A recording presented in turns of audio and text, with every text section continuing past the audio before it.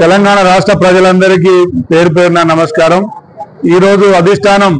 మల్లికార్జున ఖర్గే గారు, భావి భారత ప్రధాని రాహుల్ గాంధీ గారు, రాష్ట్ర ముఖ్యమంత్రి వర్యులు రేవంత్ రెడ్డి గారు, రాష్ట్ర పిసిసి అధ్యక్షులు మహేష్ కుమార్ గౌడ్ గారు, రాష్ట్ర వ్యవహారాల ఇన్ఛార్జ్ మీనాక్షి నటరాజన్ గారి అందరి సమిష్టి నిర్ణయం మేరకు వారందరి ఆశీస్సులతో మరి డిప్యూటీ స్పీకర్ పదవి వరించినందుకు తెలంగాణ రాష్ట్ర ప్రభుత్వానికి, అధిష్టానానికి, అదేవిధంగా తెలంగాణ రాష్ట్ర ప్రజలందరికీ ప్రత్యేక ధన్యవాదాలు తెలియజేస్తా ఉన్నా। తప్పకుండా భవిష్యత్తులో కాంగ్రెస్ పార్టీ బలోపేతం కోసం రాహుల్ గాంధీ గారిని ప్రధాని చేసే వరకు